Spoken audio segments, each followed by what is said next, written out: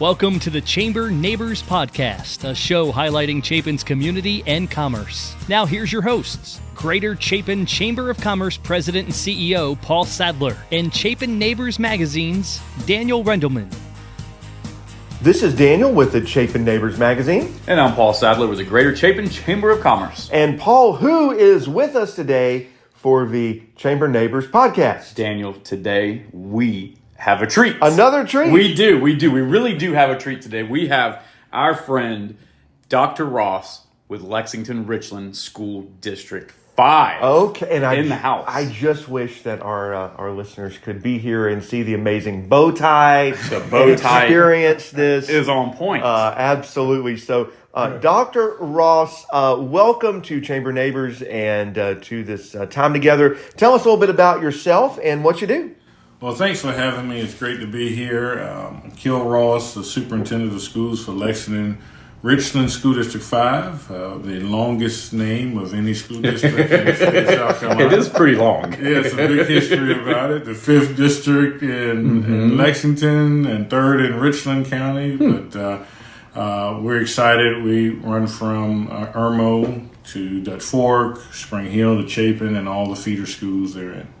It's a huge school district. I mean, it really is. When you look at it geographically, the time it takes me to drive from here at Chapin, or because we're right next to Chapin High School, all the way to Irmo, man, I tell you, it's a day trip. Yeah. It is, and it incorporates a lot of different communities. So if you go from, you would look at Seven Oaks, that elementary school really intersects into Columbia and Richland 1. We have uniquely some apartment complexes where the line, if you're in one part of the building of that apartment complex, you go to Richland 1.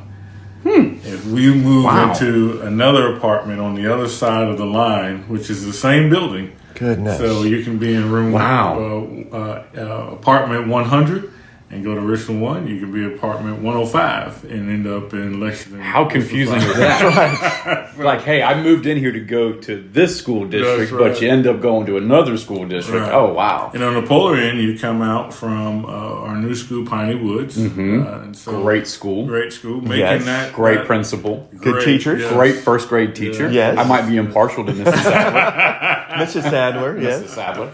There are a lot of great folks. And so you go from one point to another, and I try to get around to those schools, but making that drive, from our Seven Oaks to Piney Woods, just shows you just the span in which we cover 17,500 students. Goodness. So it's 17,500 students. Yes. That's the size of a town. That's bigger than the town of Chapin times 8. Yes. It really is. So what does a superintendent do exactly? So I am hired by a board of trustees. The board of trustees is the representation of the school district. That's the policy arm. So they approve policies and budgets, and I use policies and budgets to execute a strategic plan. Now that sounds very boring. At the end of the day, my job is to get 17,502 students from their homes to schools, educated, and back home 180 times a year. Safely. Yeah. This is the Good way to put it. That is quite the responsibility. Yes. That's a lot of students. I thought having 9 kids was enough. 17,000. Wow. Which it's a good tax incentive. Exactly. You get them all on your taxes. I don't think you can claim all of them. I claim 2. Though. There you go. You can claim 2 of them. I can legally claim 2. That's right. Well, so how did you get into education? I mean, it takes a special person to go into this field, just like it is as for a doctor or a lawyer, but to education, why? Why did you choose that route? I'm glad you said education. A lot of people say teaching, and you know a teacher very well. So that's a very some know in high school they want to be a teacher. That's not how a lot of us come to this career. It's truly a calling. And education is really where that calling comes from. If you look at the roots of the word education, it comes from 2 Latin roots, educare, which is to bring up. It is that's the training, but there's another definition, educere, which means to bring out, to lead out. And I believe what Peter believes, that inside of each person is a gift, and it's the job of the educator to bring that forward, to call it out. And that's what truly is those aha moments. It's that thank you. It's that revealing that student that brings a lot of people to education. So whether you're a teacher, a coach, a mentor, working in the kitchen staff, custodians, you have that opportunity to bring forth that gift in that child. And that thank you, that appreciation, it truly feeds into that calling that you have. So for me, I was in athletics, and I went into teaching because I wanted to coach. I'm embarrassed to admit it, but that's the truth. So the only way to coach in the NFL is I got to start at the local high school. That's right. I started coaching, and it was a kid that said, "Thanks, Coach." And I remember, that look of this child's giving me this respect, this admiration, this appreciation, and I kind of made that person better, right? Like I was a part of making this child's life better. So that started the warm fuzzies. Wow. That started the love for coaching, and but in the classroom you meet students who are into a lot of different things, and the challenge was to get that same feeling in academics.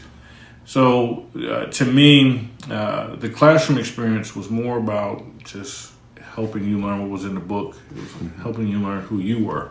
So you can use what's in the book to make the world better. That calling is what kept me in education. So a lot of people come to it, but it's a blessing when you find what keeps you in it. That's fascinating. Wow. And if that flows down, if that trickles down to the entire district, think of the impact that can make. Just Huge that impact. thought. Yeah.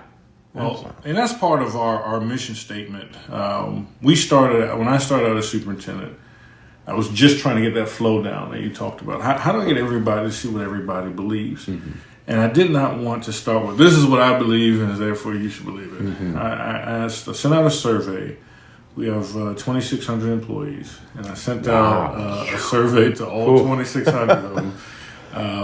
And I got 998 responses back. Okay. That's kind of good. That's good. So we coded all 998 responses because they were open-ended. And the question is, why do you work in School District 5? And it was very interesting. If I can remember the numbers, 79% of the respondents said because school and community are tied together.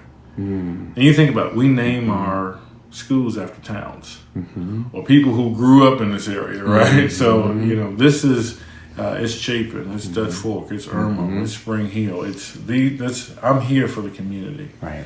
83% of the respondents said that they're here because they love, because they want to love the students, and they want to grow the students.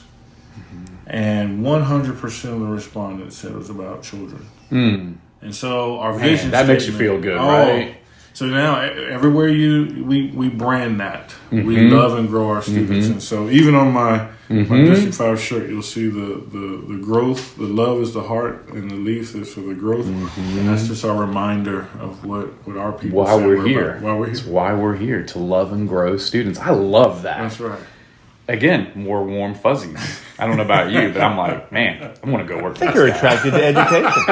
Well, I am attracted to education. You're absolutely right. I am. We do love our teachers. We love our teachers. We love our educators. Yes, indeed. When we love our school district, for sure. So tell us about your day. Like, what does your typical day look like? I mean, as a superintendent, I kind of see a superintendent as like a CEO, and that's sort of what your role is. And so, like, I know what my day looks like. What does your day look like? Well, so it is. It's like a CEO, and you're running multiple different businesses, though. You think about our transportation hub. Oh my! Right. So just the operations of moving. Our buses, we travel 1,900 miles a day.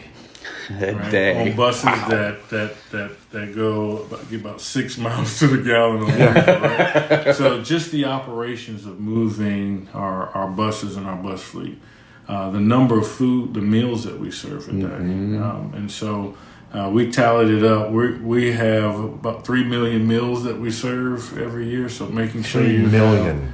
So this is breakfast, this is lunch, this is after school snacks or during school snacks. Making sure you have the staff, all your codes are right, and we have 3.8 million total square feet of operations space. So just your maintenance department and making sure that you have heating and air, and I mean. We just did a study of 3,700 HVAC units that need to be. So just if you look at the different parts, I haven't got the children yet. Right. So this is just running the operation right now. We're just making sure that the doors are open, the lights are on, how much water we use in a day, how much energy we use in a day. You have to be resourced for that. So when you say, well, you have 2,600 employees, it seems like a lot. Well, you have a lot to maintain. Just if you look at my medical staff and what we have to do in terms of the medications that we need to keep and how we store them, how we record them, and the records that we're responsible for. And so all of these operational needs that, we think about, we just send our children to school, but you don't know there's so much behind the curtain that goes on to support the teachers. And then when you come to the bread and butter of our work, it's 1,400 teachers 1,413 teachers that we have to have in front of students, highly qualified, to make sure that they're delivering great, and then you great academics and great instruction, and then how we support those with our assistant principals and principals, school counselor staff. We now have with so much that's going on in our world with mental health. How do we get mental health counselors in? How do you support that with security? Safety and security is number one. Things that are happening after school, so our social worker team. There's just so much. So now my question is, who would want your job? Right? Which I guess leads into my next question, though. Like, what do you do to prevent the burnout? I mean, you've got to. I mean, it sounds like you are running a city. You are running a town. That's what Can you run for president? Is my question. Yes. You might have my vote. The state's superintendents. I think CEO doesn't really capture it because of the diversity of the operations that you run. Maybe governor. So it is kind of like a little mayor, right? Right. Yeah. Absolutely. Because there's a lot of understanding the politics. You have 7 board members from the community. You must educate on everything that you're doing as they're responding to their constituents. So you have to communicate to the public, but you also have to make sure this machine runs as well. And you're dealing with social pressures from different parts of the electorate, and you're trying to keep focused because at the end of the day, you got to make sure when those children graduate. We have. Each year I'm looking at 1,400 students that should be walking across the stage. And so you lose about 200 or 150 of those students every year. And these are students that are not entering our economy. They're not entering with the opportunity to get the American dream. And so you are working to make sure that downstream of that to our 3-year-olds, we have students as young as 3. 3. Wow. Yeah, and we have students through our adult ed that are in their 50s and 60s. So you want to make sure all of those students are getting what they need so that they can have a chance at the American dream. And that's the ultimate liberator in our society is our school system. Yeah. So what do you do then? I mean, like this is a full-time 24/7 job. Yes. When Dr. Ross needs to unwind, what are you doing? Like, what are you doing to get away for a moment? Work-life balance is a struggle, I think, for all of us nowadays. It is. Because all of our jobs are being I don't care what you're doing. All of our jobs are being impacted by you're never off. Right. You think about, I talked to people who've done this job in the 80s, and we laughed when the first email came out, and they were like, we got an email. Everybody stopped, and they would actually walk and go see, I saw your email. Because, it was if someone wanted to get a hold of you, they wrote a letter, or they made an appointment. Right. There was only one point of contact. That was through your secretary or administrative assistant. Well, now you're never off. So even when you're home with your family, you're still working. You're still you're mentally never away. And I think all of us are dealing with that notion of whether it's all the different types of ways to get in touch with you. You'll see a lot of superintendents with 2 cell phones, one for family, one for work, but they're both pinging.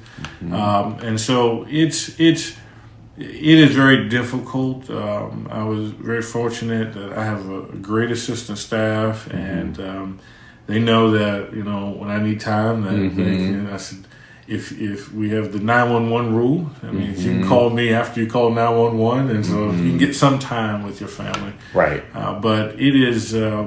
I think it's a struggle that a lot of us deal with. I can tell you the toughest role in the district is not superintendent; it's school principal.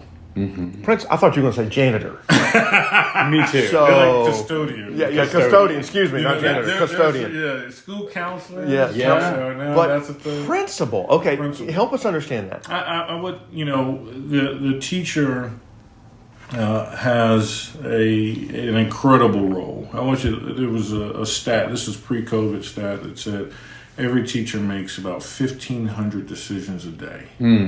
And so you're making, about how to handle this situation, how to meet the particular roles, but you multiply that as the principal across all the students, and they are that's who I have to give that power to make sure that we can handle it. There's no way I can do it as superintendent. So when you talk about these deliverables, you're really assigning principals to these roles of ensuring that they have created the safety, the social nets, the mental health nets, the discipline, the academic enrichment, the culture building for each one of their schools, and then the educational outcomes.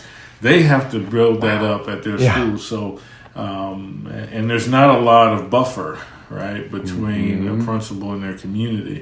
Parent walks in the door, they want to see that principal. Absolutely, yeah. There's not a lot of staff between them. So one of the toughest roles that you will see, a teacher has a very tough role, but that principal. Right. And you've got some new principals, right? We've got some new principals here in Chapin.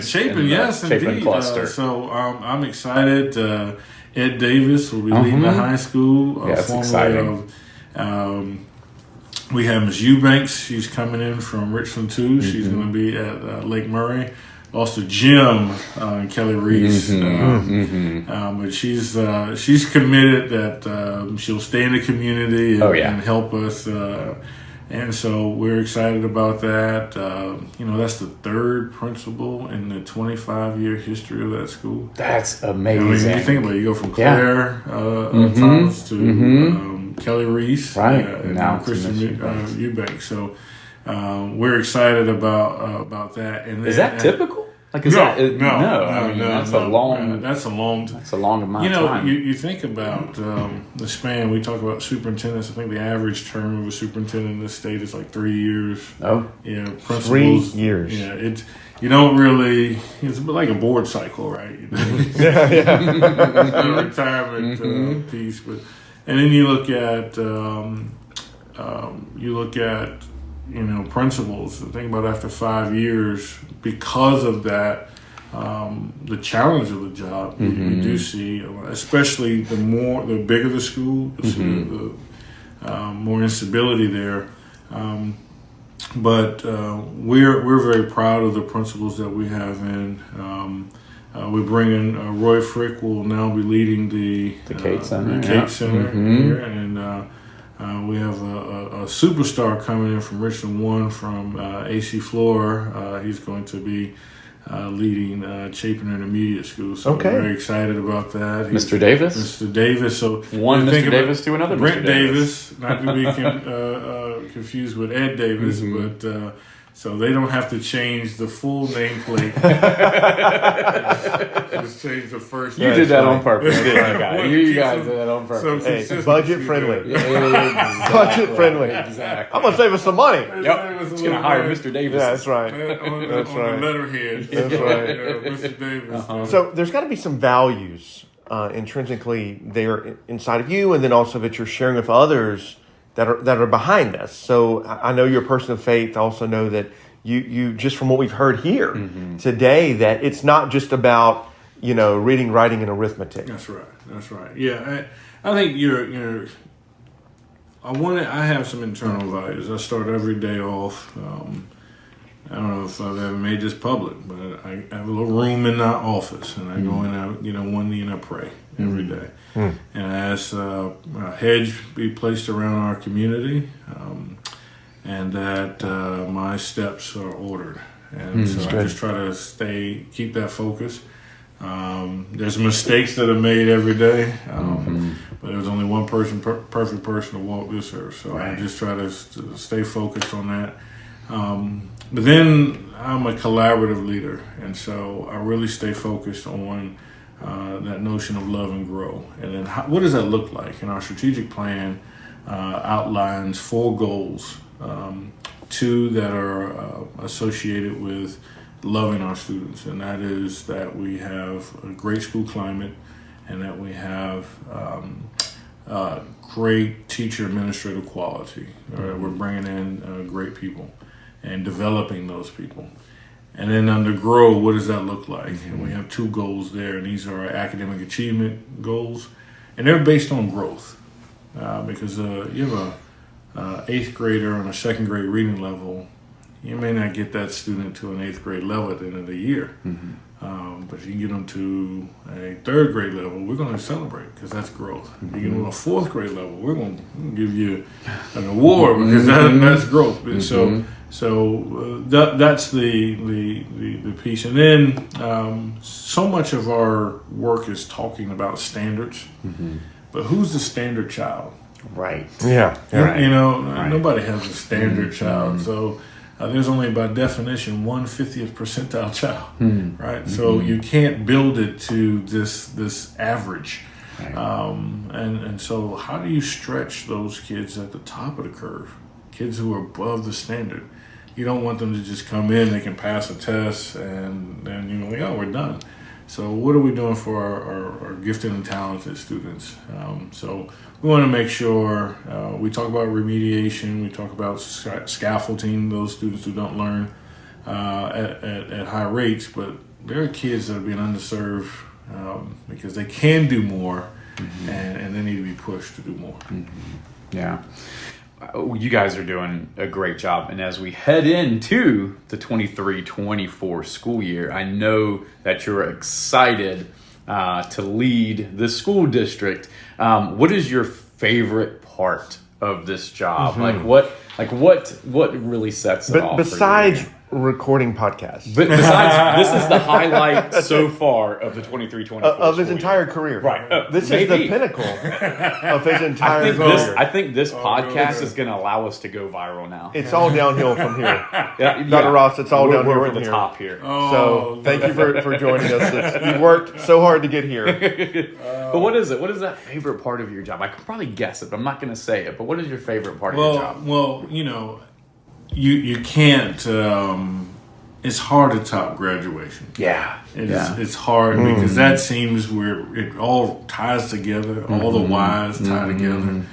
But also, like the first day we have our teachers back, it's our district kickoff rally. Now we plan a lot, and it's a reason we do that. It's to build community. Sometimes we hear a lot. We're in a social sector, and you do a lot with a team. And we bring our entire team together to let us know that we're on one common purpose, one common plan. And so it's that beginning and then the culmination of those graduations where you hear those stories. And those graduations are not just of our comprehensive high schools. If you want to go to adult ed graduation or summer graduation, hear the stories of those students. You know, at our comprehensive schools, our magnet high schools, the speakers are in the top 10% of the class, and they have great stories.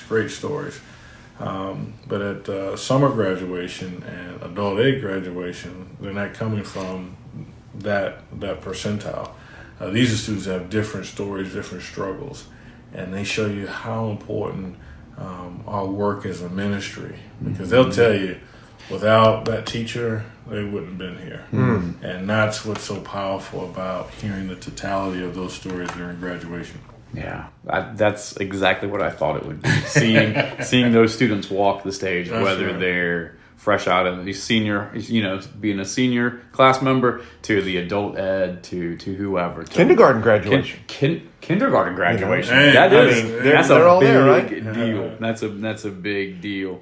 So as we wrap up here, what's one final thought you would like to leave our listeners with as we head into the new school year? I think something I'm working on, an article that I maybe just put out here just for thoughts. A lot of times there's discussion about public schools and its utility and the debate between the public, private, or charter. And I just want your listeners to just think about something as a case for public schools and why they're important. You can go online to the Department of Education and you can look at headcount data. They update it on every district turns in its data on the 10th day, the 45th day, 135th day, and 180th day. So you can see a number of students in schools. The state of South Carolina has 780,000 students. Wow. 780,000 students across the state, with the 29th largest head count state in the union, in the country. Of that, about 16,000 can possibly go to a charter school. So what do you do with the Delta? Our economic future, the ability to give the American dream, right? It's a global narrative. I mean, we're competing against the world to bring businesses here, to bring production here. Education cannot be seen, in my opinion, as either or. It's all. It has to be, all of those students have to be able to be competitive. And a great education is knowledge and skills, but it's work ethic and it's civility. And knowledge and skills is I think we as the public schools can do a great job of that. But work ethic is home, and civility is community.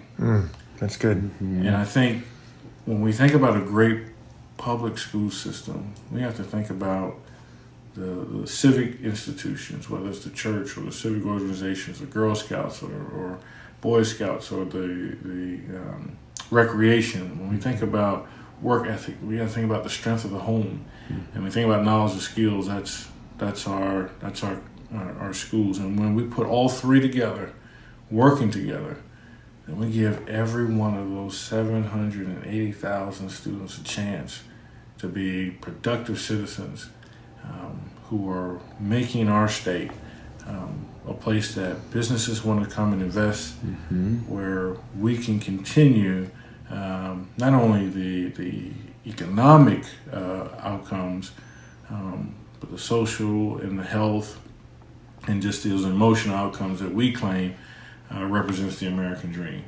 So I think that as a case for public schools, think about the least of those of ours who don't have those opportunities but still need a fighting chance so that they can give back to those communities from which they come. Yeah. That's fascinating. Isn't it? Yeah, fascinating. So, well, and Dr. Ross, thank you so much for this time together to share your thoughts and also let us know a little more about this role of a superintendent. Are you going to apply in like 20 years? There is no way. No, you don't. There is no way. I'll let you do that. No, I'm good. There is no way. I don't think he's going to retire. Yeah. Well, Dr. Ross, again, thank you so much on behalf of the Chamber Neighbors podcast. We appreciate you being here and being a part of our community. I heard that a lot today. That's right. Community, and that's what we're all about. Thank you all for having me. Thank you. This has been the Chapin Neighbors Podcast, where we highlight all that makes our community special. We hope you enjoyed our time together. Please like, subscribe, and share the Chapin Chamber Neighbors Podcast.